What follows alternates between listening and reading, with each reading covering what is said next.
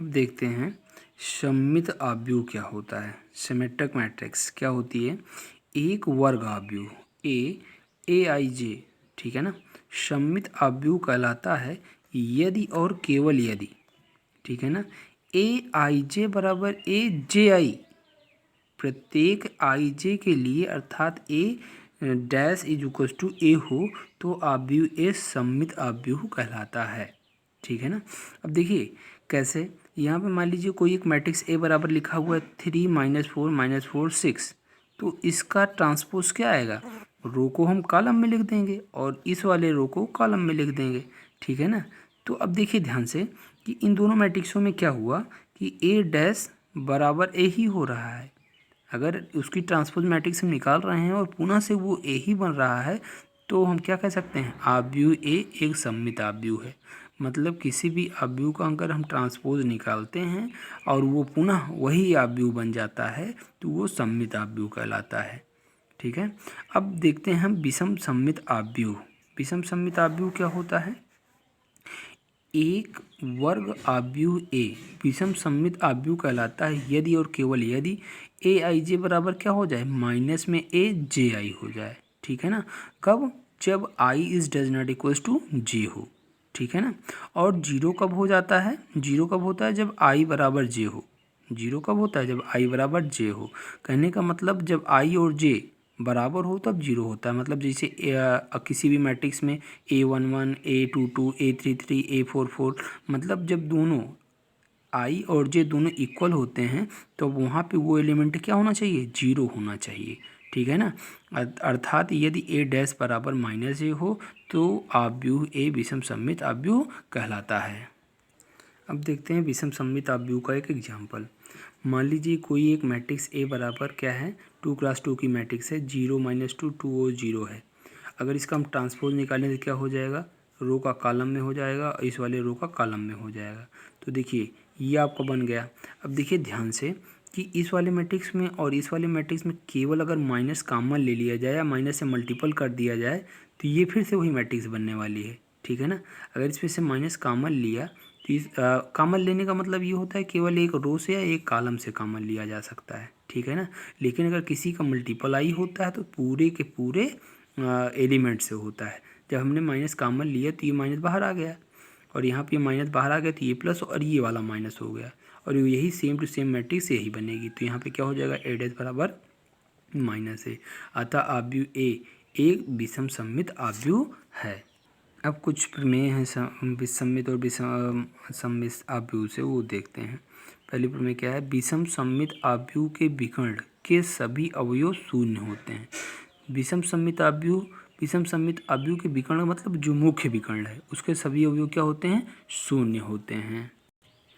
दूसरी प्रॉपर्टी क्या है? यदि आव्यूह ए एक वर्ग आव्यूह हो, मतलब ए वर्ग आव्यूह होना चाहिए, किसी भी सममित हो या विसम्मित हो, विषम सममित हो, तो उसमें क्या होना चाहिए? वो वर्ग आव्यूह ही होना चाहिए, तभी उसका सममित और विषम सममित हम निकाल सकते हैं, ठीक है ना। तो ए प्लस ए डैश मतलब इसका परिवर्त आव्यूह, ठीक है ना, एक सममित आव्यूह होता है, ठीक है ना। अगर कोई एक मैट्रिक्स ए है और अगर उसी का ट्रांसपोज मैट्रिक्स हम निकाल के और दोनों को जोड़ दें तो वो जो आव्यूह प्राप्त होता है वो सममित आव्यूह होता है। अगली प्रॉपर्टी क्या है?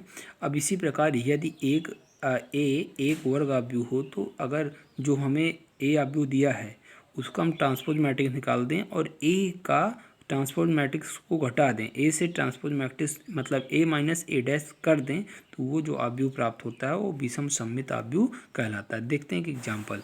जैसे मान लीजिए कि यहाँ पे एक आव्यूह दिया गया है, आव्यूह ए बराबर 1 5 और 6 7 के लिए हमको सत्यापित करना है कि सममित आव्यूह है और ये ए माइनस ए डैश एक विषम सममित आव्यूह। देखते हैं। पहला ए बराबर आपका ये दिया गया था। अब देखिए यहाँ पे ए प्लस ए डैश दिया था, इसने कहा था कि सममित आव्यूह सिद्ध कीजिए। तो देखिए ए डैश बराबर क्या हो जाएगा? रो का कॉलम में, इस वाले रो का कॉलम में। अब देखिए यहाँ पे ए प्लस ए डैश करेंगे तो कितना आएगा? ए प्लस ए डैश क्या आएगा? इन दोनों को जोड़े तो क्या आया? 2 11 11 14। अब देखिए अब ये आपका ए प्लस ए डैश था, ये आया था। अगर ए प्लस ए डैश का हम डैश कर दें तो क्या आएगा?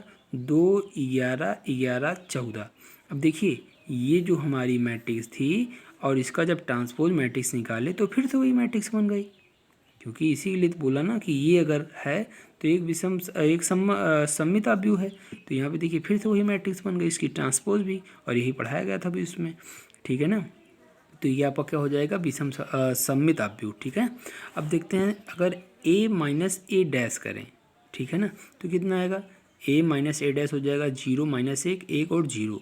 अब देखिए इसका होल डैश करेंगे तो रो का कॉलम में हो जाएगा, ठीक है ना। तो अब ये जो बना, अगर इसमें से हम माइनस कॉमन ले लें तो ये वाला प्लस हो जाएगा, ये वाला माइनस हो जाएगा। और ये चीज़ पहले क्या थी, यही तो थी a माइनस ए डैश, और उसके पहले माइनस आ गया तो minus a minus A dash, मतलब जो आव्यूह था वो क्या हो गया, माइनस में वही आव्यूह फिर से। तो ये क्या कहलाता है, विषम सममित आव्यूह कहलाता है।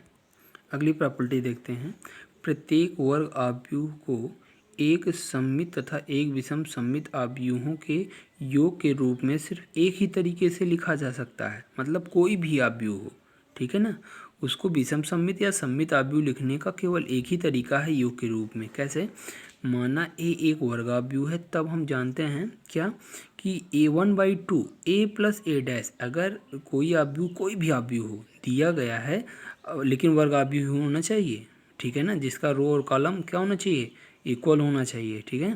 तो 1/2 a प्लस ए डैश क्या कहलाएगा, सममित आव्यूह, और 1/2 इंटू में है, और a माइनस ए डैश क्या कहलाएगा, विषम सममित आव्यूह होंगे।